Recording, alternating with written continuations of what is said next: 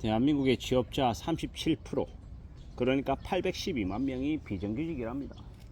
되게 충격적인 이야기 아닙니까? 아니 도대체 812만 명이 비정규직이면 도대체 그들은 어떻게 살라고 그런 되게 저임금의 일자리를 그들에게 제공하느냐라는 답답함이 생깁니다. 1997년 IMF 이후에 97년, 98년, 99년, 00년 이쯤에 사회에 나왔던 사람들은 처음으로 비정규직, 계약직이라는 그 직종을 경험하게 됩니다.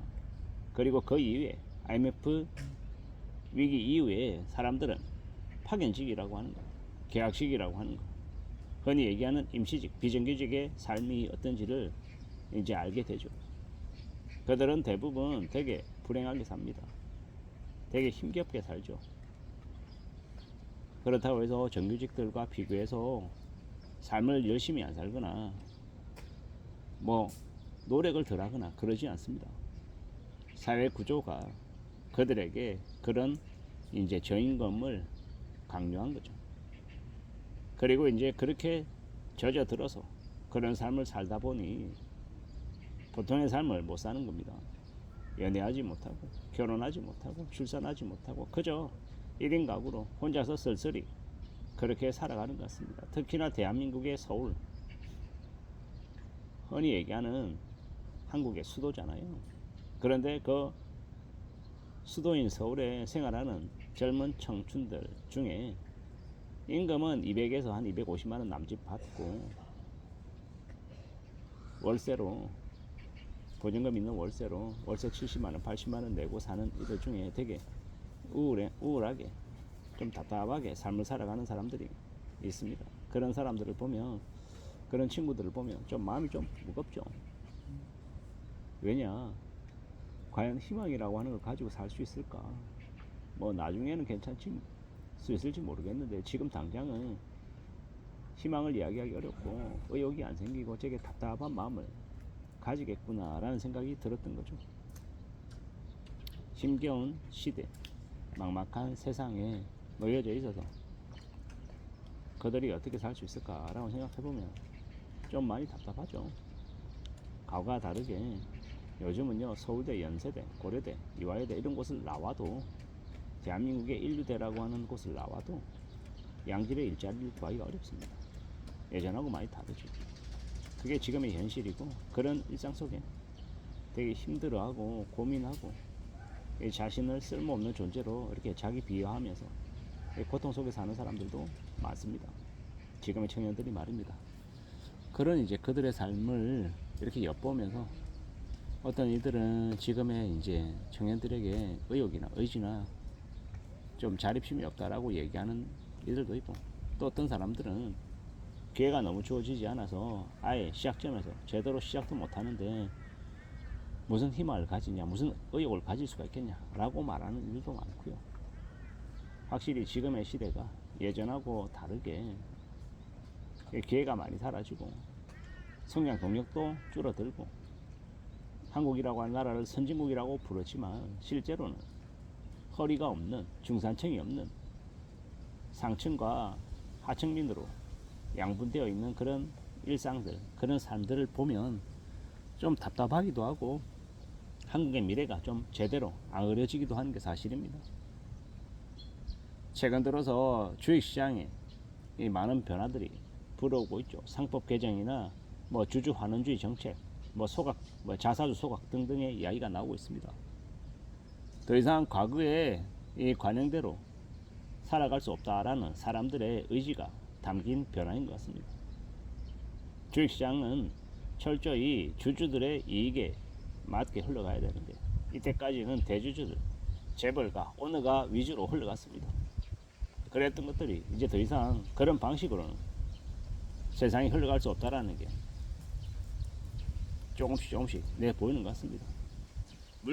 물극필반이라고 했습니다. 달이 차면 기울고 골이 깊으면, 산이 높으면 골이 깊은 것이고, 날이 저물어 가면, 어두워지면 어둠이 깊어질수록 또 날이 밝아올 시간이 또 임박했다라는 것이고요. 지금의 청년들이 더 이상 희망과 의지와 기대를 가지지 못하고 대개 조용히 혼자서 자기 자신을 죽여가고 있습니다. 그런 세상이 지금의 한국이라고 하는 나라에서 벌어지고 있는 일들인데요. 비록 지금은 이러하지만 이러한 상황들 또한 계속 지속되리라고 생각하지는 않습니다. 어느 시점이 지나면 청년들이 일어서지 않을까라고 말입니다. 물론 말처럼 쉬운 얘기는 아닐 겁니다. 각자 도생을 얘기하고 연대보다는 나 혼자 잘 먹고 잘 살면 된다. 개인주의, 이기주의가 판치는 지금의 시대에 어떻게 남들과 같이 의논하고 머리 맞대서 살아갈 수 있을까라는 우려, 염려, 걱정들을 가질 수밖에 없죠. 그런데 잘 따져보자고. 냉정히 좀 살펴보자고. 어떻게 사는 게 필요할지, 뭘 좀 추구하는 게 좋을지 궁리해야 될 것 같습니다. 잘 좀 살펴봐야죠. 잘 좀 따져볼 필요가 있는 것 같습니다. 누가 뭐라 하든 간에 길을 찾아 나서고 움직이고 다듬어 나가고 뭔가를 좀 추구해야 될 겁니다. 부지런히 움직이고 나의 길을 찾기 위해서 내 스스로 발버둥치고 앞장서고 머리를 굴리고 고민도 하고 걱정도 하고 시도도 해보고 실패도 해보고 계속 아마 그러한 과정들을 거쳐야 된다라고 저는 생각합니다. 막막하죠. 주변에서 길이 열리지 않는 것 같고 뭔가 보이는 게 없는데 그저 눈앞에 있는 일, 지금 내가 해야 되는 일 이런 걸 슬 찾다 보면 답답하고 깝깝한 것들이 너무도 많을 텐데 이런 무지막지한 시대를 우리가 살아가고 있는데 어떻게 길을 찾아갈 수 있는 걸까? 뭔가 나아지는 길은 가능하긴 하는 걸까? 그런 걱정, 그런 염려들이 드는 것 같습니다. 청년들뿐만 아니라 중장년들도 주된 직장을 그만두고 나오면 이제 뭘 해야 되나 많이 두려워하고 막막해하죠.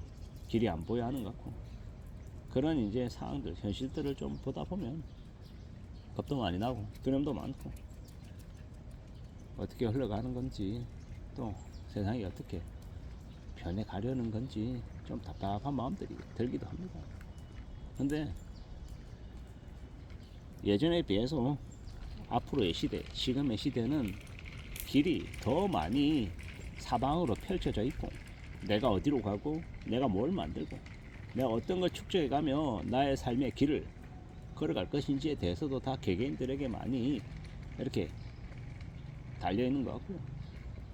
이런 혼탁한 시대에 자신의 삶이 좀 움츠러드는 것 같고 자꾸 쪼그라드는 것 같은 그런 답답함이 들 때에 이런 때에 더욱더 책을 읽고 사색을 하고 좀 더 고민하고 좀 더 치열하게 살려고 발버둥쳐야 되는 게 아닌가 라는 생각을 해봅니다. 비정규직으로 처음 사회생활을 시작하고 또 중장년에 제2의 제3의 인생을 또 비정규직으로 또 열어가면 그들의 삶이 참으로 막막하고 좀 답답할 것 같다라는 생각도 많이 듭니다. 자세히 말하지 않아도 우리 주변에 그 37% 812만 명에 해당되는 사람들이 꽤나 많잖아요. 그런 그들의 삶의 모습을 보면 참 많은 생각들을 해봅니다. 어떻게 해야 잘 살 수 있을까라고 말입니다. 이상입니다.